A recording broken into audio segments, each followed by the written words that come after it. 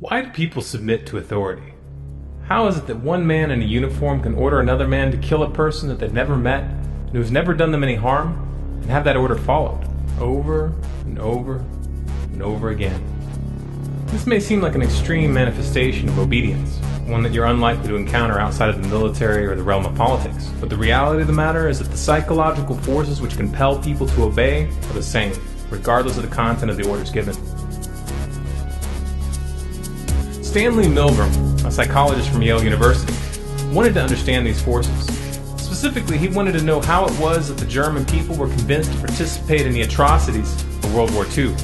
Were these events due to some unique characteristic in German culture, or was there something else at play? In 1961, he performed a series of social experiments to find out. The experiments were set up as follows. Each test subject was brought into a waiting room where another person was sitting next to them. This other person was an actor. After a short wait, the actor and the test subject were greeted by a man in a white jacket, the kind typically worn by scientists and doctors at the time. The scientists would then explain to them that they were there to participate in an experiment to test whether punishment was an effective way of motivating people to learn. Psychologists have developed several theories to explain how people learn various types of material. Some of the better known theories are treated in the book over there, The Teaching and Learning Process by Cantor. One theory is that people learn things correctly whenever they get punished for making a mistake. A common application of this theory would be when parents spank a child if he does something wrong. But actually, we know very little about the effect of punishment on learning because almost no truly scientific studies have been made of it in human beings. For instance, we don't know how much punishment is best for learning. And we don't know how much difference it makes as to who's giving the punishment, whether an adult learns best from an older or a younger person himself, and many things of this sort. So what we're doing in the project is bringing together a number of adults of different occupations and ages, and we're asking some of them to be teachers and some to be learners. We want to find out just what effect different people have on each other as teachers and learners, and also what effect punishment will have on learning in this situation. They were then told that one of them would play the role of the learner, while the other one would play the role of the teacher. The scientists chose the roles for each person, and the actor was always chosen as the learner. Both the learner and the teacher were then shown two rooms, one with a device with multiple switches with voltages marked on each one, and the other room containing a chair with shackles and a set of electrodes. The two individuals were then separated, and the actor was then supposedly shackled to the chair with the electrodes. However, unbeknownst to the real test subject, the electricity was not connected at all. The experiment was then started, and the test subject was ordered to ask a series of questions to the person in the other room through an intercom. Once the answer came back, if it was correct, they were to move on to the next question. If the answer was incorrect, they would flip a switch, administering the shock. Each time an incorrect answer was received, they were to move up to the next switch in the series, thereby delivering a higher and higher voltage. Now each time he gives a wrong answer, you move up one switch on the shock generator. And it's important that you follow this procedure exactly, so to help you, let me go through it again very quickly.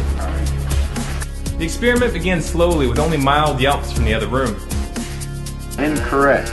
We'll now get a shock of 75 volts. But very quickly, as the voltage increased, the yelps turned into screams and requests to stop the experiment.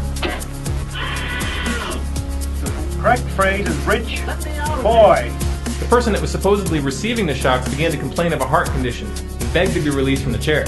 Let me out of here, my heart's bothering me. Let me out, I tell you. Let me out of here, let me out of here. You have no right to hold me here. The next phrase is fast.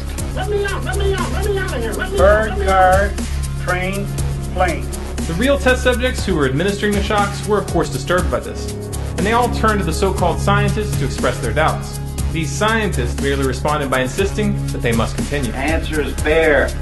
240 volts. Next one's sweet. So you go back up to the beginning of that page and go through it again until he's learned them all correctly. Oh, no, I'm not going to kill that man. Do you mean I got to keep going up with the scale? No, sir, he's hollering in there. I'm not going to give him 450 volts. The experiment requires that you I know continue. it does, but that man is hollering in there, sir. As I said before, although the shocks may be painful, they're not but dangerous. I mean, he's yelling in there. Start with blue, please, at the top of the page. Continue, please, teacher. What do I tell him? We're going over it again? No, just go ahead. Blue, boy, girl, grass, hat. Correct.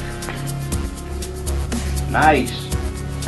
Day, sky, job, chair.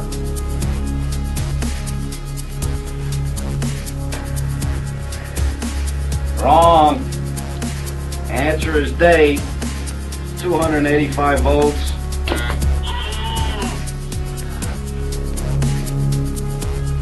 Continue, please. Facts. Man, lady, tub, neck. Answer, please. Wrong. Answer is neck. 300 volts. I absolutely refuse to answer anymore. Get me out of here. You can't hold me here. Get me out. Get me out of here. Continue. The next word is green, please. Green, grass, hat, ink, apple.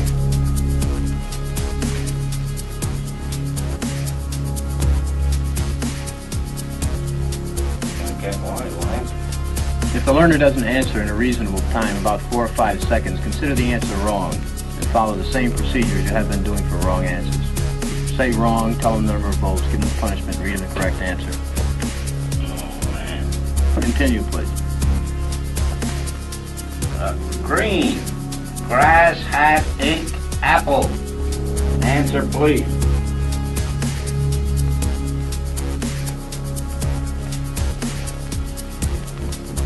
Go on with the procedure, please, teacher. 315 volts, the answer is ink.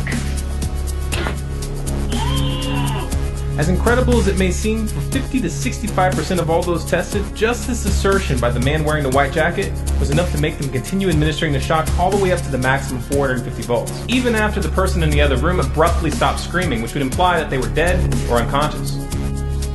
These experiments have been repeated over and over again using test subjects from all walks of life with virtually identical results. What this means is that more than half of the population would put a random person to death if they were ordered to by a complete stranger that seemed to be in charge. How on earth is this possible? What pushes people to ignore their own conscience and obey an obviously immoral order? The authority of the so-called scientist was based entirely on appearances. He was wearing a white jacket which signified his position. He gave firm and direct orders with no trace of hesitation or doubt, and he presented himself as part of a larger institution, operating in an official capacity. This was his aura of authority. Governments and militaries use the same tools. Uniforms with special medals and insignias to give the appearance of rank and authority, dominant and self-assured speech when addressing subordinates, and an institutionalized chain of command which infers a sense of legitimacy to the position. Take all of this away and all you have is ordinary people telling other people what to do. That's all that's real. These trappings of authority are illusions designed to trick people into handing over their power. Unfortunately, the majority of the population is all too willing to fall for these illusions, because it allows them to avoid responsibility for their actions. After all, no one can blame you. You were just following orders. We wrestle not against flesh and blood, but against principalities, against powers, against the rulers of the darkness of this world, against spiritual wickedness in high places.